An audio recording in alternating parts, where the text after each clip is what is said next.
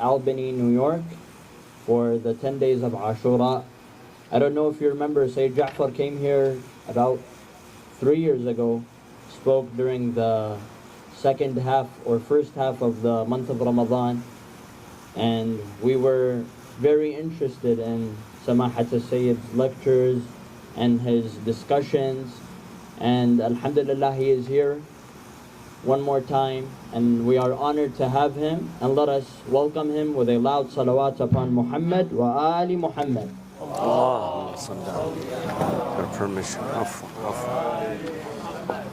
تفضلوا تفضلوا بليز الله يخليكم. سلام عليكم. لازم اقعد كيفكم؟ أنا I have this. I'd rather have this one, Sayyid Haidar. Is it on? بس تسحب صوت الكاميرا. Okay. So I will have this one. Ya Allah. My dear brothers and sisters, Assalamu alaikum wa rahmatullahi wa barakatuh. It is my honor, pleasure, that I will be with such beautiful, wonderful faces, all faces of Iman and belief and love of Ahl al-Bayt alayhim as-salam. Alhamdulillah that the Almighty have granted me this opportunity to be among you. And today I promise you, unlike any other speakers, I would like to listen from you more than to talk to you. But I will start with an introduction, if you allow me, after your big and loud salawat.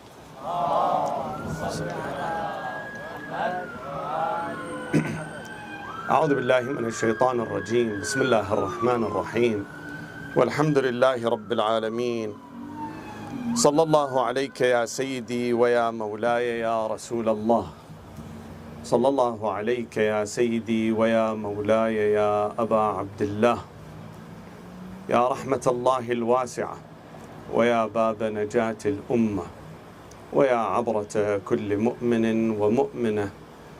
يا ليتنا كنا معكم سيدي فنفوز فوزا عظيما. If you can, just keep the mic closer to you. Sure إن شاء الله. روي عن سيدنا ومولانا أبي عبد الله الحسين أنه قال: إني لا أرى الموت إلا سعادة والحياة مع الظالمين إلا ضرما. Historians narrate that to the events leading up to the revolution of Ashura, Imam Hussein alayhi salam wrote letters to so many dignitaries and leaders and tribal leaders of Iraq. Of course, with emissaries. He sent several representatives and emissaries. So probably the most famous of them is Muslim ibn Aqil alayhi salam. But then he had other ones as well. So when he wrote to a bunch of leaders in Basra to touch base with them, see how is their reception, how is their readiness to accept and follow his cause and support him. When he sent letters to those leaders, one of those leaders, his name was Al-Mundar ibn Jarud. Mundar was one of those bureaucratic, aristocratic people. What do I mean by that? Meaning that, first of all, he was someone who always wanted attention, led a very comfortable life, affluent life, and was involved in the bureaucracy of the governments before the time of Imam Hussein alayhi salam. In fact, historians say that he was one of the assistants of Ali ibn Abi Talib alayhi salam, who participated in a few battles. Among them was Battle of Jamal, and he used to govern certain parts of Persia at the time during the reign of Amir al-Mu'mineen alayhi salam. So Imam Hussein wrote to him as well as to other leaders to tell them that I am ready to come and help you, assist you, and what is your feelings? Are you willing to show support and assistance? So when this man received the letter of Imam Hussein, which was in Basra, And Basra used to be governed by Ubaydullah ibn Ziyad before he took over Kufa as well. So when he got the letter with the representative of Imam Hussein, and his name was Sulaiman ibn Ruzayn, he took both the letter and Sulaiman ibn Ruzayn and took them, handed them over to Ibn Ziyad, telling him, this is what I got from Imam Hussein. And all could guess correctly what did Ibn Ziyad do with the letter and with the emissary of Imam Hussein. He immediately beheaded the emissary of Imam Hussein alayhi salam. This incident speaks volume. Imam Hussein alayhi salam has rightly distinguished the sickness, the ailment by which the nation have been engulfed with, have been suffering with. You see, Mundar ibn Jarud was not an enemy of Imam Hussein. In fact, he loved Imam Hussein and he loved his father as well as others. But why did he grab this poor man and handed him over to Ibn Ziyad? For probably one reason. You can call it cowardice, you may call it longing for a better position, because he was a bureaucratic, he was aristocratic, he was searching for a better, for improvement, for a better salary, probably. But all of those speaks of one big ailment and a problem, and that is the loss of dignity, loss of self-respect, loss of self-belief in the leaders, and of course, this is a reflection of the society. So the entire Muslim nation was suffering from this syndrome, this big ailment, loss of dignity and respect. Therefore, you see Imam Hussein alayhi salam, throughout his revolution, he kept reminding people over and over about this value, this principle: dignity, free conscience, and a freedom. When you look at throughout the story of the revolution of Imam Hussein, you come to see so many values and principles that the Imam put into demonstrations. For example, fighting injustice, tyranny, oppression, striving for fairness, for making a society a fair society. Also, value of courage, bravery, value of sacrifice, value of religious devotion, and devotion to the articles of faith. You see the Imam on the eve of Ashura, when the camp of Umar ibn Sa'd and his army wanted to attack the camp of Imam Hussein asked them for one grace period that night. For what reason? He told Abu al-Fadl al-Abbas that I love prayer so much. أن الله يعلم إني لا أحب الصلاة. Let's, spend the night with the prayers. On the day of Ashura, the battle started right after Salat al-Fajr, when he, put them all at once, the ranking officers and the soldiers, and then he divided them on the left side, left flank and right flank, and in the middle. That was after Salat al-Fajr. Right when it was Salat al-Dhuhr, one of his companions reminded him that it is time for Salat al-Dhuhr. The Imam didn't tell him, oh, we are in the middle of the fight, let's continue with the fight and then we will think about our prayers. No, this man was a defending Imam, was safeguarding the Imam until the Imam finished his prayers. So these are a few values of Ashura that we need to learn. By the way, I forgot to tell you about the topic, probably you know the topic, and that is, living a Husseini life. How do we see Husseini life? Through his values and the principles that he demonstrated in the revolution of Ashura. So there are so many values, but probably the most important one that the Imam has emphasized, it was the dignity of a human being. Therefore, you see in his many repetitive rhetorics and slogans, he mentioned this fact, the one that I mentioned at the beginning. إني لا أرى الموت إلا سعادة. Death for me is happiness. If it were with whom? With the oppressors. والحياة مع الظالمين إلا برمة. As long as I am living with those tyrants, it is nothing but disgust, humiliation. In another one he says, والله لا أفر منكم فرار العبيد لا أعطيكم بيدي إعطاء الذليل ولا أفر فرار العبيد. I don't give in like a submissive person, nor I run away like a servant.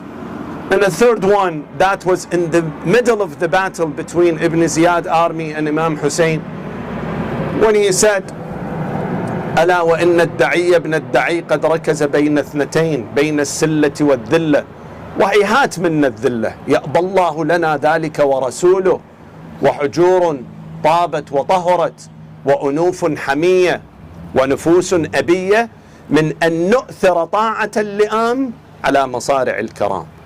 This wicked son of wicked has anchored between two things, either fight, confrontation, or disgrace.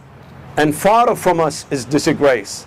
Allah would not allow it. The Prophet would not allow it, that we live in disgrace, meaning surrender. You surrender to Him. And our nobility is so high that we don't allow submission to this wicked, to the oppressors, over the death of the abstaining souls. So the Imam repeatedly have said, not only him, even those who followed him in the battle. Muslim ibn Aqil, أقسمت أن لا أقتل إلا حرة. I have promised, I have taken an oath that I don't die, but free. وإن رأيت الموت شيئا نكرا. No, I don't like death. I'm not after death. I'm not a pro-death.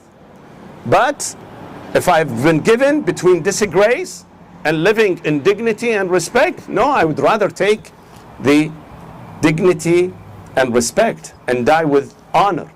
Imam Hussein alayhi salam, even the enemy wanted to stir the spirit of a freedom, of a free spirit, free consciences in them. At one time he called them, Ya Shi'ata al Abi Sufyan, إن لم يكن لكم دين.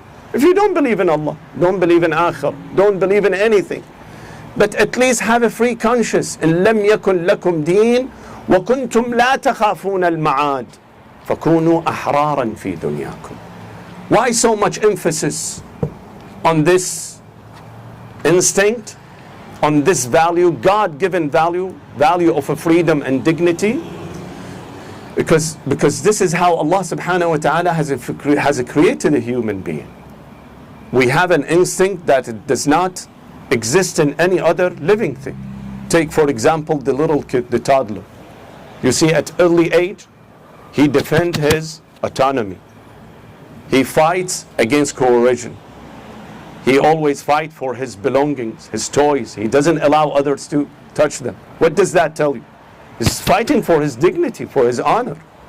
Throughout the history, always nations, revolutionaries, fought for their own independence and freedom, irregard of the price tag, irregard of the high cost of seeking such kind of endeavor. In fact, a human being is the only creature, the only living thing that God has created and has given him the power of choice. Tell him, you choose. You can follow me, obey me, or disobey me. إِنَّا هَدَيْنَاهُ السَّبِيلَ إِمَّا شَاكِرًا وَإِمَّا كَفُورًا. Even angels don't have this leisure of a freedom. They are creatures that know nothing but obedience. بَلْ عِبَادٌ مُكْرَمُونَ لَا يَسْبِقُونَهُ بِالْقَوْلِ وَهُمْ بِأَمْرِهِ يَعْمَلُونَ. But why the Imam alayhi salam stressed on this fact? Because he have found an ailing nation, a nation that have been deprived and is suffering from loss of dignity, loss of self-respect, does not have self-respect, has lost it. Imagine a nation that just recently have been praised by Allah. Allah subhanahu wa ta'ala has praised them due to their, obeying the commands and teachings of the Prophet, who have transformed them from a primitive, backward community to a nation that Allah attests to this fact and says, "Kuntum khayra ummatin ukhrijat linnas."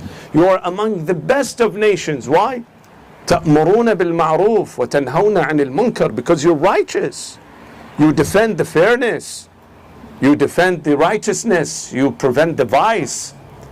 All of a sudden, people who were know nothing but fighting, nomadic, primitive life, the Prophet have elevated them and elevated them. They have conquered the entire region. Islam have spread everywhere. Just few years down the road, they kill his grandson. This is a way to thank the Prophet and tell him, "Thank you, O Rasulullah, for all the good deeds that you have done to us. We're going to kill your grandson." You see, there is a story all of you have heard, that one day the Prophet told his wife, Salama, Ridwanullah alayha, that, I'm going to rest a bit, therefore don't allow anyone to bother me. And he goes into his private room. As she was watching, all of a sudden Imam Hussein interjects. A kid at age of 3-4 years old, he suddenly interjects in the room before Salama could catch him. She leaves him for a while. After a few minutes, let's say after 30 minutes or so, as she sneaks through the door, she sees that Imam Hussein sitting on the chest of the Prophet while the Prophet is laying, in his bed. And the Prophet is cuddling him, playing with him. But at the same time, he's weeping and crying. Wept profoundly. Salama was so surprised. "Ya Rasulullah, what's wrong? I see you playing with the kid, but at the same time you're weeping." He said that an angel just came to me and told me, "Do you love this little boy? أتحبه? Do you love him?" And I said, "Of course I love him." He said that your nation will kill him. ستقتله أمتك. Therefore, I am weeping. Now, when a scholar said that the Prophet was not weeping for Imam Hussein. Why? Because Imam Hussein was martyred.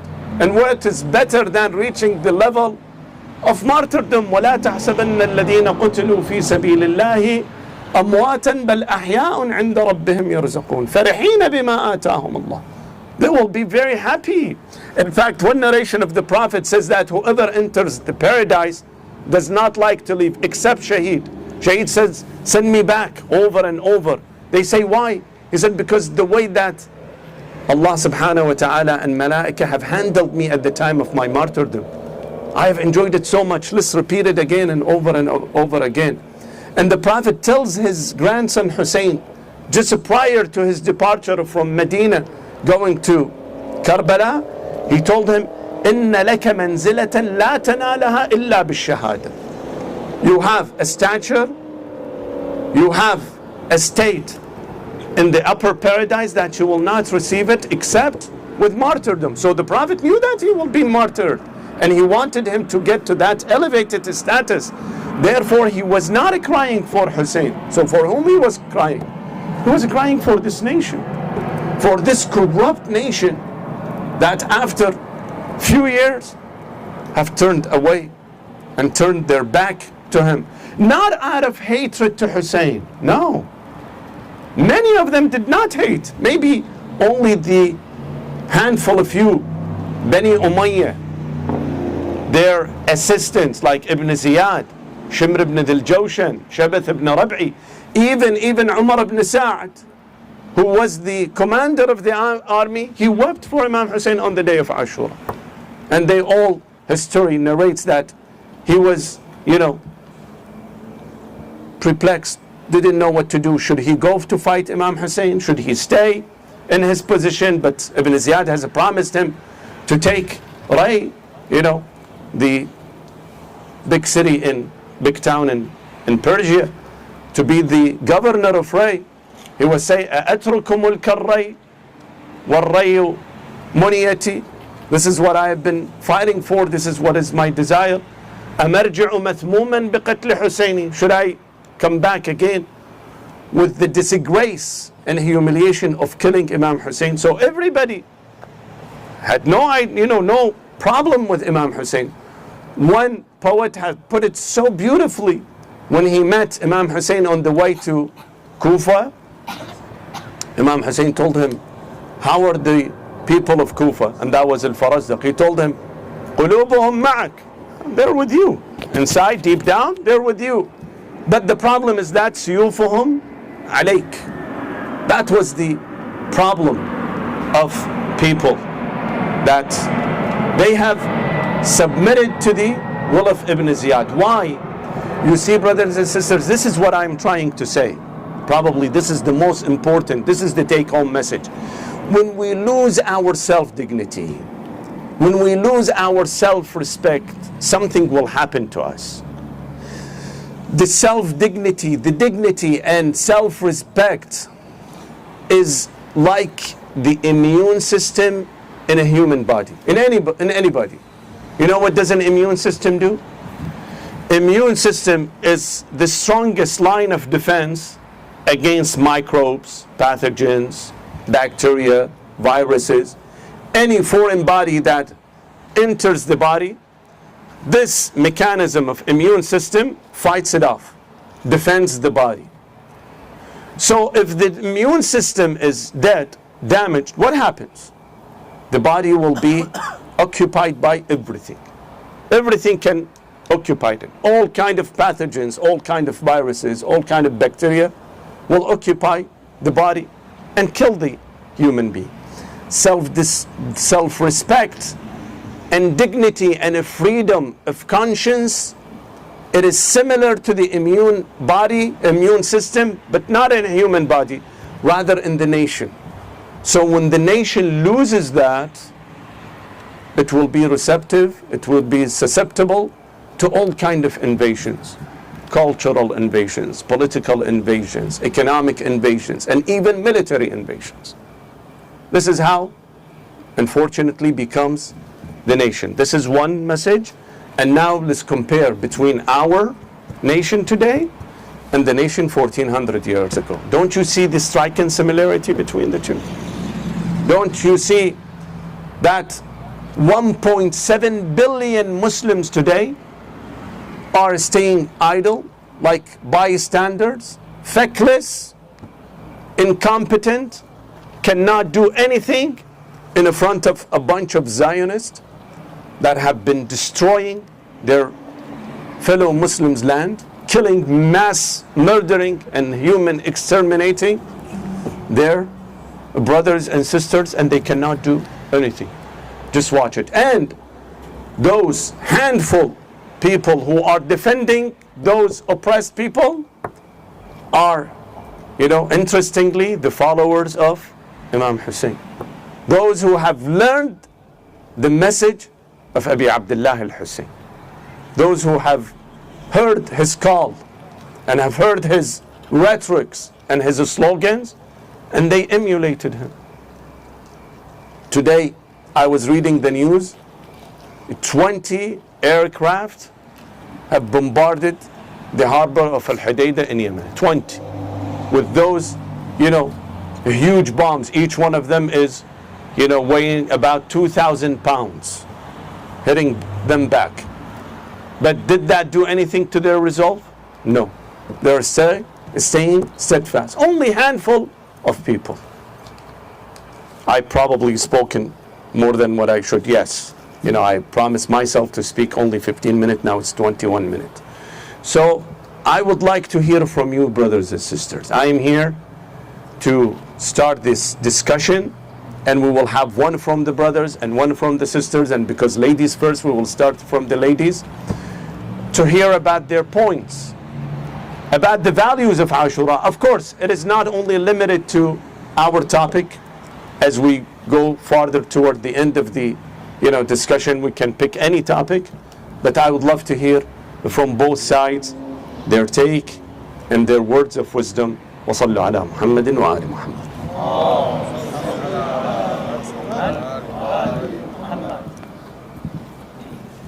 Yalla, sisters, please. And I will stand up if you don't mind. Do you have a microphone there? Well, if you don't have any volunteer to speak, then I'm gonna, ask somebody. Yalla. Just a quick reminder, the cafe is open until 12 a.m. صلوا على محمد وعلى محمد. Any questions? Yalla, sisters, discussion. Not only questions. Some important point to say.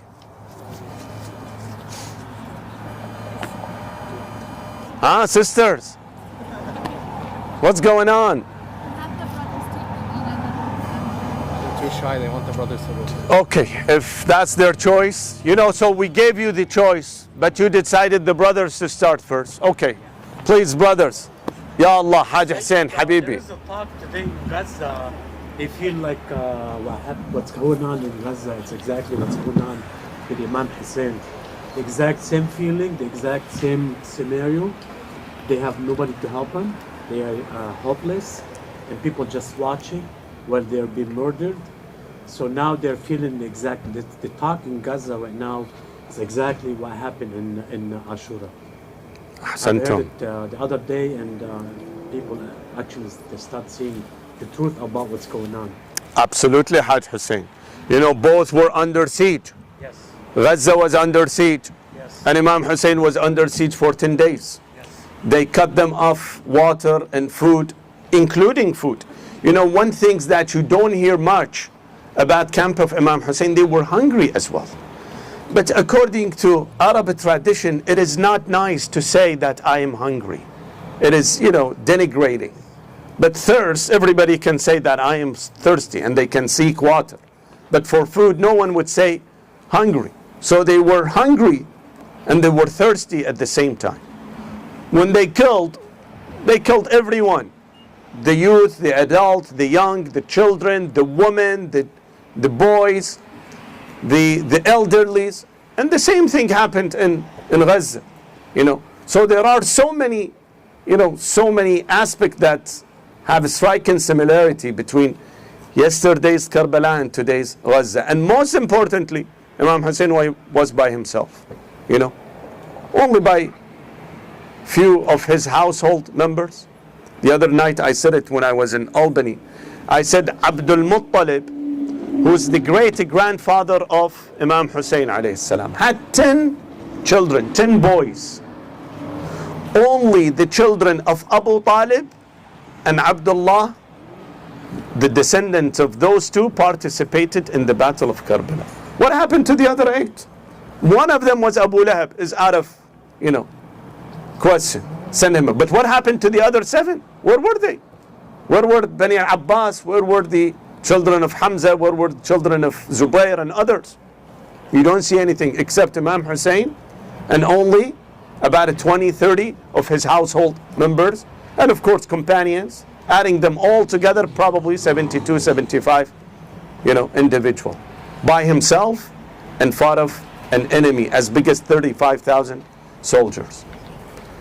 Sisters, we gave you one opportunity so you think and meditate and come up with something. Sallu ala Muhammadin wa ali Muhammad.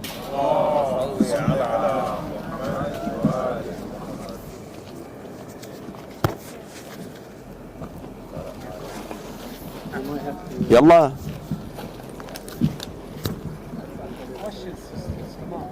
Just say the question. Not a question. I just felt like I want to kind of piggyback on what you said. Please. It's not okay to Can we hear you? I can't hear you, sister. Can you start? Yeah. Now it's good. Yeah, go ahead.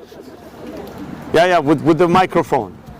So I feel like it's not right to compare what's happening in Gaza to Karbala because it's completely different. But I feel like the people that don't believe whatever happened in Karbala can now have their eyes opened and be like, you know, maybe the stuff that is happening in Gaza actually happened, but 10 times worse in Karbala. No, I made a point that Yeah, no, I wasn't Gaza disagreeing are with you. comparing themselves now to what happened in Karbala. So the idea of what's going on in Gaza right now has been discussed within Gaza people that were left alone with what happened exactly what happened. Of course, no comparison, but the idea is that's what it is. 100%. No food, no help, no. MashaAllah. Thank you, sister. Yeah, I saw some hands were, yeah, here. Yeah, no, I Please. people in Karbala, they weren't buried and they were tortured, and there's people in Palestinian concentration camps. So I feel like there's a big similarity between that. Sure. People in Palestine, they were never buried. They had no burials, nothing. Sure. Well, I agree with the sister that if we want to compare the details and the severity and magnitude and the holiness of the person, you see, sometimes someone insults someone else, beat him up. It depends on the person that has been beaten up. Maybe he's a friend, his colleague, you know, somebody that was raised with him. All these years were together. Was it a big deal? Yes. Probably people will say, no, don't do this. But eventually they are together. They've been playing together. And one attacked the other one. Sometimes that person, no, is an adult, a respected person in the community. Well, the severity, the awfulness of this act would be worse. Sometimes the person, no, it's your father, your mother. Would you attack them? If somebody attacks his father or his mother, then it is unforgiven. So we are not comparing every details of it, but sure, there are similarities between what is going on today in Gaza and between what has happened in Karbala. But of course, the severity, the magnitude, the awfulness of the tragedy of Karbala could not be matched by anything else, by any other tragedy, due to the fact that Imam Hussein was Sayyid Shababi Ahl al-Jannah. He was the master of the youth of the paradise. We can't compare him to anyone else. The grandson of Rasulullah. All have seen what the Prophet did to him and to his brother Al-Hassan. Therefore cannot be compared in the details. But when we look at the similarity, I see that Bani Umayyah were great teachers and instructors for the Zionists. They learned from them a lot, how to, to encounter their adversaries. Yallah. Now still, is it your turn or their turn? Whose turn? Their turn? Yallah. Sallu ala Muhammadin wa ali Muhammad.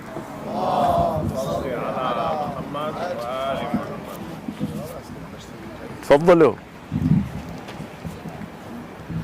Assalamu alaikum, Sayyid. Assalamu alaikum wa You rahmatullah. mentioned dignity a few times. What is it? What does it mean to be dignified? What is dignity? And maybe the second part to that question is, you also mentioned that the Imam told them to be at least free in your world. Well, that means you have to have a level of consciousness. Whereas the vast majority of people, including myself, probably many other of us here, we're just like bio machines. We are programmed by a system, by marketers, by social media, by family, by customs, and very few of us, even if we act appropriately, do it consciously. So how could we be conscious in our actions so we can actually own them, so we're free in the way we practice? And secondly, what is it to be dignified?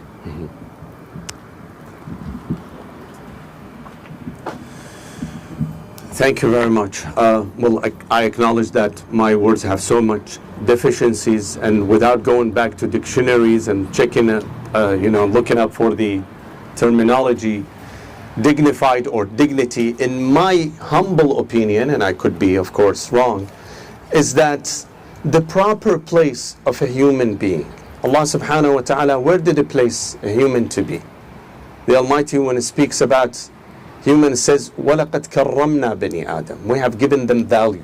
We have given them dignity. We have given them respect. وَفَضَّلْنَاهُمْ عَلَى كَثِيرٍ مِمَّنْ خَلَقْنَا. The status of a human rises above, all those creatures that we know. And then we call him أشرف المخلوقات. That value should not be humiliated. That status should not be, denigrated. Sometimes I see someone very sacred and holy, respectful and respectable.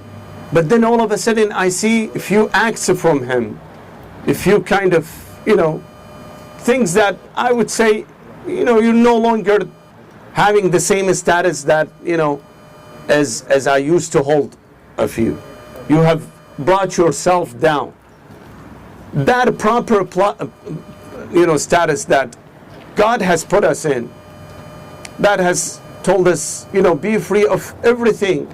Amir al-Mu'mineen alayhi salam says, لا تكن عبد غيرك وقد خلقك الله حرا. Don't be slave of anything.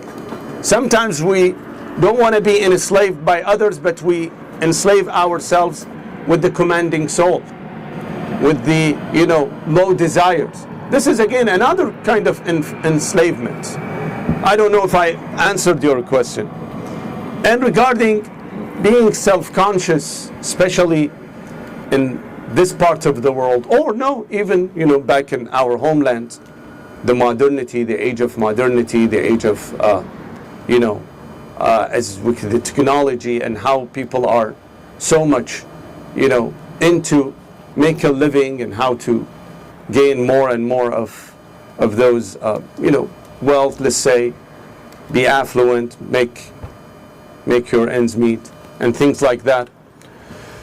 How would we survive? I think every single one should act according to his own possibilities and what he can achieve. But for sure, we have a potential that we have not examined, we have not tried yet. I think that, okay, I am a simple employee in a company that is supporting, for example, the adversaries. What can I do? Should I quit? Not necessarily you have to quit, but you can talk. You can convince with your rationality, with your ability. You can discuss the affairs with others. Tell them, is this justice? How can you justify these acts? Aren't those barbaric? At any rate, it doesn't have to be only in this fight between Gaza and the, and their enemies. Anything. Hey John, do you know Allah? Do you know God? What kind of features He have? What does He do? Don't we have any responsibility toward Him? Don't we feel that He has certain rights that we need to accomplish and do? And start a conversation like that. So I believe each one of us have a certain task, responsibility, and potential, and power. You see, if this man, Mundhir ibn al-Jarud, have not killed, had not submitted this person to Ibn Ziyad, Ibn Ziyad had no idea, would not kill him. Why did he do that? Thinking that maybe Ibn Ziyad will find out, and then he will come after me, then he will persecute me, cause me trouble. Maybe. By the way, historians say, I was reading his biography. This guy, Mundhir ibn al-Jarud, passed away in the mid of 61 Hijrah. Imam Hussein alayhi salam was martyred in the first month of al-Hijrah. So only lived after Imam Hussein 6 months. Only 6 months. Did that worth it? Did that worth that he purchased Jahannam for taking this man, poor man, to the tyrant and kill him in order for him to live? But he didn't. Sorry. Salli ala Muhammadin wa ala. Yallah. Sisters, your turn. Yeah. We're gonna go wireless mics. Okay, great. Assalamu alaikum wa rahmatullah. I can hear you, yes. Go ahead. I want to ask you, like, when the story in Karbala happened and they all started dying one after the other, like how did they record all this? And sometimes there's Imam Hussein and his sister by themselves, and who wrote everything about every single word that happened, what she told him, what he told her? Some people ask me that question. It's very hard for me, like every detail in the majalis is sad, what she said, what he said, what about Fadl al-Abbas did, it's hard for me to comprehend how every single detail was, written. Sure. what we have received from the Battle of Ashura, probably there are two main sources. One source that comes from Ahlul Bayt alayhim as-salam, who've watched this, seen it, lived with it, and explained it. The woman survived. Al-Imam Zayn al-Abidin survived. And after him, Al-Imam al-Baqir, who was only 3 or 4 years old, also survived the battle. So, some of it comes from them. They're the ones who explain what Imam Hussein, for example, the night before, he went inside his tent, and then Zainab came to him, then he started to eulogize himself, then Zainab cried, then she said such and such, he said such and such, then the Ansar gathered in front of the tent of Zainab, and they told her such and such. Stories that within the camp of Imam Hussein. Of course, women were not witnessing everything in the battlefield. They were, mostly resorting in their tent and sitting, in their shelter. The other source, it is the enemy. The enemy has written that. Why the enemy does that? It has been a tradition that always the monarch, the Khalifa, the king, sends someone to corroborate everything. Everything possible, he would write it down. Why? Because those commanders later on, they will ask him for booties. They want, for example, reward. Give me such and such. I did such and such. So these should be recorded. Therefore, the Ibn Ziyad army or Umar ibn Sa'd army, at least as far as I know, could be more. One of them was Humayd ibn Muslim or Hamid ibn Muslim. He was the narrator. He would get close to the army, to the battlefield, and see the fighting, and can hear them, can see them. Whatever comes to his mind, he writes them down. Of course, did he have assistants? Probably he had assistant. He collect them. Now, how much of it is true? How much is it not true? This depends on the scholars who go and review the battle and all the details of the battle. See, some of it really makes sense. Some of it doesn't make sense. Some of it is coming from the... Here, we have as a principle. You see, when the enemy admits that I am having such and such, should we accept it or not? You see, if the enemy said that I have killed 1,000 people from the camp of Imam Hussein, should we believe him? No. Why? Because he is talking about himself as a show-off. Could be. But when the enemy says, oh, I lost 1,000 people, should we believe him or not? The rule of logic says yes. Because anyone who is mindful would not say something against himself and lying about it, to hurt himself and lying, unless he's saying something that is truthful. So Humayd ibn Muslim used to narrate that, and of course he used to sell it to historians. And I think the first author of the story of Imam Hussein, his name was Ibn Abi Makhnaf. He wrote the whole story. Now, some historians, some scholars, they cast doubt on some area of it because they say that some part of it was missing, and others have added to that. That's all left to the scholars to proofread it and come up with the right answer. Welcome. Yalla, brothers. Please. Yes. You have a microphone, wireless? Yeah, go ahead. Assalamu alaikum, Sayyid. Wa alaikum assalam wa rahmatullah. So, a lot of Sunnis, they bring up the fact that Shi'as, we beat ourselves during Ashura, like we either hit ourselves on the chest, or sometimes even with the chains. With the chains. How would you recommend we, have that, discussion with them? How do we defend ourselves? How do we say, oh, we're not sinning, if that makes sense? Mm-hmm. Well, I would say when we are confronted with such kind of thing, the first question, let's talk about the wisdom of commemorating. Do they agree with commemorating or they do not agree with commemorating? The legacy of Ashura, the epic of Ashura.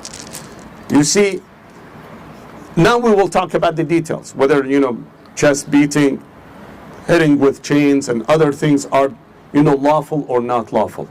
But the mere fact that people will sit down and mention the memory of Imam Hussein in a somber mood, and then they eulogize him in a lamenting way, is that acceptable or not acceptable? We do not say it alone. It is most scholars, they mention that the Prophet has recalled the event of Ashura not once, not twice, so many times, and every time he wept. And at one point he gave Salama a sample of dust of Ashura, soil of Karbala, and told her, keep your eyes on it. If it turns red, bloody, then it means that Hussein have been killed in the battle of Karbala. Why wouldn't the Prophet, what is the wisdom that the Prophet keeps mentioning over and over again? It has a philosophy, it has a rationale, it doesn't come up, by itself. The rationale, simply put it, is that we emulate the principles, the values of fighting against oppression, staying, on the righteous path. These are the things. Now comes the details. When it comes to details, of course, there are certain acts that scholars say this is a traditional, in any way conducive that you express your sorrow, your grief to the martyrdom of Imam Hussein without hurting yourself is acceptable. It's something that is very good and advisory, unless you do not hurt yourself. Now, this hurting self is, of course, subjective. Some scholars say, define to me what is, hurting self. Well, for example, Yaqub used to weep and cry over Yusuf until he lost his vision. Yaqub was a prophet. He was not an ordinary person. Yusuf was a prophet, and Yusuf was alive, and Yaqub knew that he was alive. He was not dead. Still, he kept weeping and weeping until he saw Yusuf. Why did he do that? He used it as a strategy. If he had not cried for Yusuf, if he had not shown his grief and anguish toward Yusuf, Yusuf would never have been found and been lost.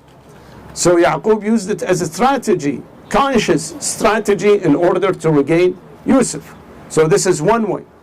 Now, of course, there are certain acts that probably the majority of scholars don't agree with.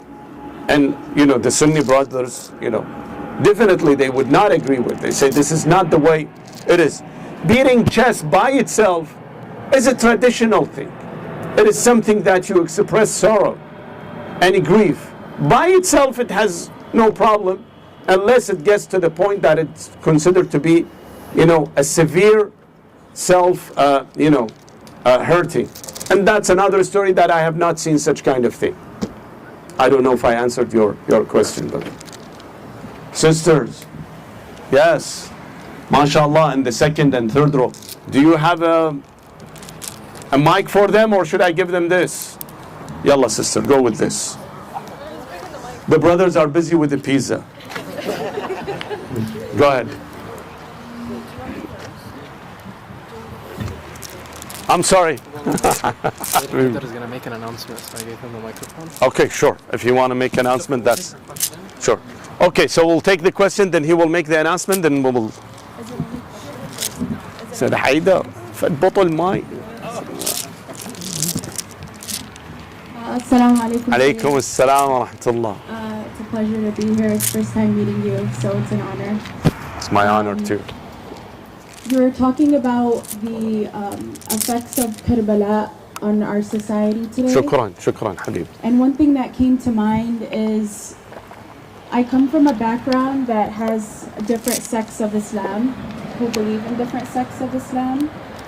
And I myself am, my nationality is Yemeni, so I do come from a very, I guess, I would say taboo to talk about Shia.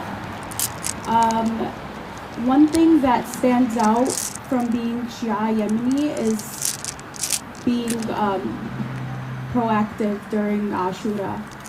And I get a lot of questions from family and friends about why we're so dedicated to Ashura and what stands out during this time. A lot of the time I do things out of my love for Imam Hussein, but I don't know how to express it in words.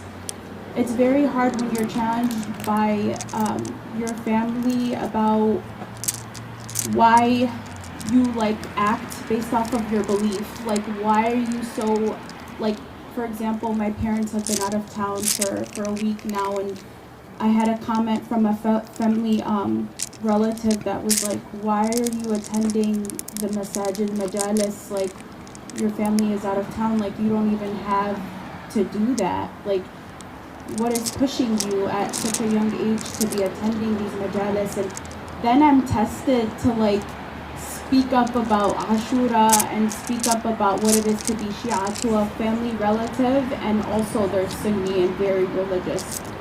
And it reminds me of, like, I guess when you're facing those challenges, it reminds you of, wow, how blessed I am to have this belief and this love for Imam Hussein and for the tragedy that happened in Ashura. And what an honor to be Shia, and what an honor to be a representative to even like the Yemeni community, to show that you don't have to be, I guess ask questions. You don't have to be a follower of your parents, or you don't have to be somebody who just is afraid of asking questions, because I get that all the time. Like, I don't want to ask any questions or offend you or anything like that.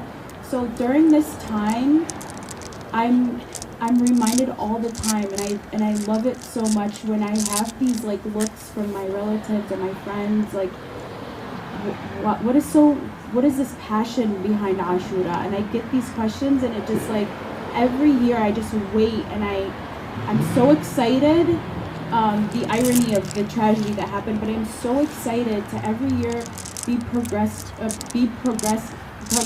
I'm sorry, during this time. And Alhamdulillah, I think I'm trying to do my best, but of course, again, it's really hard to put into words the belief and the love that you have for Imam al-Hussein, besides just the actions. I just can't express it in words. But that's what I like to say, and alhamdulillah for this time. Alhamdulillah. MashaAllah. Thank you.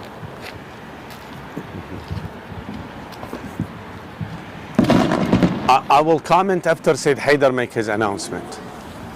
Thank you, sister. Sayyid Haidar, go ahead with your announcement, and then... So, we can have a 5-minute break just for them to grab some pizza. But if you want, answer this question, and then we can start the break. Is it possible we go for another 10-12 minutes, and then whoever would like to stay would stay, and whoever would like to leave? So we will have exactly 1 hour. In 12 minutes, we will have 1 hour. Yes. Is that possible? Yeah. Still the food will be warm enough? The food is ready. Okay. Yeah. Well, thank you so much, sister. I commend you for what you did, especially when the environment or the atmosphere that you live in is not very much, pro the same thing, and then you have difficulty, hard time to explain those things. But as you said, the movement of Imam Hussein, or we commemorate his memory, is not only out of belief or intellect, or because only faith say do this and this. Definitely emotions play a major role. Definitely emotions. What we feel, sometimes it is difficult to explain, to express these feelings so others could understand us. It is maybe impossible to the point. But emotions also play a major role in our own religion and ideology. You see, Ibrahim alayhi salam, when he took his family from Bayt al-Maqdis, from all the way from Jerusalem, and brought them to Kaaba, to his holy house, what did he pray to Allah? ربنا إني أسكنت من ذريتي بواد غير ذي زرع عند بيتك المحرم. I brought my family, my offspring in this barren valley that doesn't have any kind of fertile land, nothing, no agriculture, no, nothing green, all rocks and hot valley. He says, لِيُقِيمُ الصَّلَاةِ فَاجْعَلْ أَفْئِدَةً مِّنَ النَّاسِ تَهْوِي إِلَيْهِمْ. Some of those willing hearts, come and sympathize with them, fall for them, love them, cherish them. This is emotion, a total human emotion. But this is an immaculate emotion. This emotion, we consider it very clean and comes from the fitrah that Allah subhanahu wa ta'ala has placed. There is an attraction to holy individuals by any sect. Go to any creed, to any sect, to any religion. You see their holy figures, people love him. They're drawn to him. Why? Because this is natural. And the Almighty have instructed His Prophet, told His Prophet, O Prophet, when you talk to your people and they want to reward you, they want to compensate you, don't take anything except one thing. Them show their love to your family. قُلْ لَا أَسْأَلُكُمْ عَلَيْهِ أَجْرًا إِلَّا الْمَوَدَّةَ فِي الْقُرْبَى. Mawadda, what does mawadda mean? Not only you love, rather you express your love. And love is all emotion. So maybe others do not understand, what we're talking about. You tell a 4 years old, 5 years old kid the beauty of marriage. They have no idea what is the beauty of marriage. Maybe, nowadays, maybe some of those smart, naughty kids, they know everything. But, on average, they have no idea until they grow up, until they reach the age of maturity, they understand what marriage is. The same thing we can say. Many of our adversaries, they cannot feel it. They don't know what happened to us on the eve of Ashura when we hear, the story of Imam Hussein, the one that the Prophet used to cherish, and he collapses from his horse on the ground. And all the blood, his heart, his forehead, everywhere strikes upon strikes. And he doesn't use any word to condemn them or to curse them. Rather he says, إلهي رضا بقضائك لا معبود سواك أغثني أغياث المستغيثين. Isn't that compelling when we look at that? I remember we had a friend, he still lives, alhamdulillah, and he's in California. He said, I had a friend of mine who was from Egypt. And he said that we would listen to the story of the maqtal, of the martyrdom of Imam Hussein. All the Arabs know the very single most famous person who recited this is Sheikh Abd al-Zahra al-Ka'bi. That was, back in the 60s. If you have not, have seen it, go to YouTube, put his name. Very beautiful way, for 2 hours complete, without any mistakes, without any interruption, without any, trouble, continued on a single, serene voice, giving the whole story. So he said that the next day when I met this guy, I told him, tomorrow at that time there weren't YouTube or, recorders, so they would listen to Radio Baghdad. Radio Baghdad would, put that twice on the day of Ashura. He said next day when he came, he could not hold up his tears. Every time he wanted to talk, he would choke up. I told him, what's the matter? Did you hear the story? Did you listen to the story? He said, yes, I did. But there is one that I cannot explain. Something that is still, I am so baffled. What kind of a human they are? A 6-month-old baby? So innocent. So innocent. They, without giving him a single water, they hit him aim at him with an arrow and kill him in the lap of his father. What kind of vicious animals they are. So, yes, of course, when you carry the mission and you explain more to them, and they get more and more familiar with the story, of course, every heart will be leaning toward them. Sorry. took it too much. Yalla. One question from the gentlemen, from the brothers, and one from the ladies, and we will come to an end. Yalla. Go ahead. Habibi. Yeah, you're in the first row. Assalamu alaikum. Wa alaikum assalam wa rahmatullah. Sayyid, I heard, or I know, but like tell me if I'm wrong. So there's a miracle when Imam Hussein alayhi salam head was cut off, and they were trying to take it to Yazid. I think they would. I'm sorry. Could you repeat that again? What Imam Hussein alayhi salam did? When Imam Hussein's alayhi salam, when they cut off his head, and they were taking it. To Yazid. Yeah, to Yazid. They would hear him still read Quran that night, right? It's because it's a miracle, so. There is a narration that says that. Yeah. So how come we don't hear him when we go to? Is it because he's buried? If we go to the shrine of Imam Hussein, and what happens if we do? Like, I know this wouldn't happen, but I was just curious. Like, if somebody dug up in his shrine, will we hear his voice still in the Quran? It's a miracle. Well, first of all, thank you for this question. Beautiful question. First of all, let's see what is the wisdom of a miracle. Why there is a miracle? They're miracle for what purpose? Miracle, I have to simplify everything. Don't go into too much details. Miracle serves only one purpose. Only one purpose. First of all, miracle meaning it's an extraordinary act that defies the law and the principle of nature. When someone is dead, all of a sudden he stands up and he wakes up, we get resurrected. It is against the laws of nature. When we're dead, we're dead. Khalas, we don't go back to life.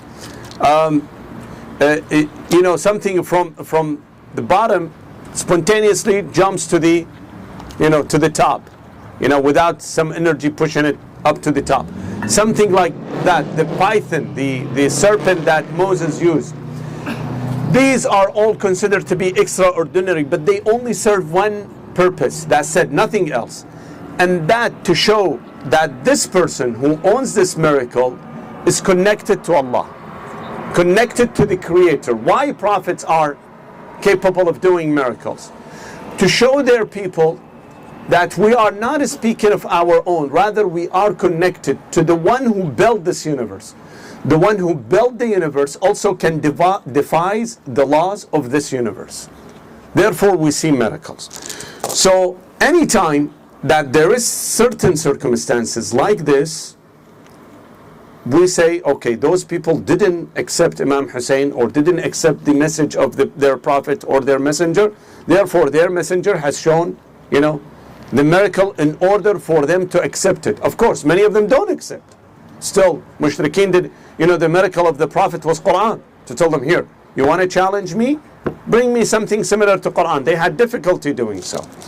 So there are narrations that the Imam alayhi salam did, or his head, or something has happened with him that were extraordinary. Do we categorize it as a miracle or a grace of Allah? That's another story. Because some say miracles only for, prophets and messengers. But nonetheless, Imam Hussein was connected to Allah. He was immaculate. He was an infallible. He was an imam. Therefore, he had to show at one point that he's not an ordinary person. Therefore, narration said that at that time, his head started to speak. And they say he recited this ayah. أم حسبتم أن أصحاب الكهف والرقيم كانوا من آياتنا عجبا. It's a narration. Now we have to go dig further and see if the narration is correct or not. That's another thing. But by itself is that the Imam has said this to tell the masses that I have been killed innocently, unjustly, without a just, and I am capable of doing that. Now, do we hear that or we do not hear that in this physical world? It is difficult to hear, or it's impossible. Even if we hear, how can I claim that this is the voice of Imam Hussein? Nobody have heard the voice of Imam Hussein. At that time, why they thought this is the voice of, because they recognized the voice of Imam Hussein. They were with him. So if the head talks and exerts some voice, they can tell this is similar to the voice of Imam Hussein. After 1400 years of time, how can we tell, oh, this is really was the voice of Imam Hussein? There isn't. But of course, there are so many graces, again, let's not call them miracles, of Imam Hussein, that you see this man is connected to Allah. Today, millions of people at one time, they go to his, burial site without getting, in trouble, peacefully. All you go, for example, to a stadium and see the, how the commotion that starts, the traffic that afterward, the dirt that is left, the garbage that is left. In Karbala, millions, literally millions of people come and visit the burial site and leave peacefully without any, mentioning trouble. Even during COVID time, here I used to follow the news. For example, if there is a holiday, let's say 4th of July, or Labor Day, or Veterans Day, the next 3-4 weeks afterward, the numbers of COVID patients would go up. From 2,000, they become 3,000, then 5,000, then 10,000, then 15,000, 1 week to 2 weeks. In Iraq, in Karbala, just the opposite happened. So when the numbers published by the government would say there are 500 people, have COVID. After the event of Arba'een and the visit of the burial, the number went down, not going up. Some would say, wait, maybe this is the trick of the government. Maybe, but we cannot, see it. We cannot verify it. Why? Because I am working in a hospital and I can see patients. So today, for example, if the government announces there is 100 people have caught COVID, they have been catching COVID, on the same day when I check our records at the hospital, we see that we had 5 patients, 10 patients, at least 1/10 of what has been announced. Even in our hospital, the numbers started to decrease and decrease. We used to have 100 people would come. Then after Arba'een, this 100 became 50, then 30, then 40, then 20, started to come. What is this? This all shown the grace of Abi Abdullah al-Hussein, the value of Abi Abdullah al-Hussein. One last question from the sisters, or comments. Go ahead, sister. Yes. Why do Sunnis fast Yom al-Ashur? Why? Do Sunnis fast Yom al-Ashur? Like that's not the What we should don't do. I'm sorry. Why Sunnis? Fast Yom al-Ashur. Okay. Why our brothers, Sunni brothers, observe fasting on the day of Ashura? There are narrations that is written in their books. I'm sorry. That is written in their books that says, from the Prophet, that says that observe fasting on the day of Ashura, because he have seen the Jews in Medina doing that. When he asked them why you do that, they said that today was the day that Musa declared victory over Pharaoh. In another tradition, it said that he became victorious over the sorcerers. Third said it is the day that he met his Lord in Mount Sinai, and so forth. So when the Prophet asked him why you're observing fasting, they said because of that. Musa observed fasting. He said, I am ahaqqu bi Musa minkum. I am closer to Musa than you guys. Therefore he observed fasting. We'll leave it to that end. Of course, I had my second night of Muharram this year. If you go to a site, I think it's called Al-Fatima Islamic Center in Albany, and check the second night. I had a whole lecture about, fasting of Ashura. I explained where did this come from, how did it originate. And by the way, this is not only you see it in their books, sometimes unfortunately you see it in the Shia books, but those are basically unfounded reports from the Prophet. They have no authenticity. So I give an entire lecture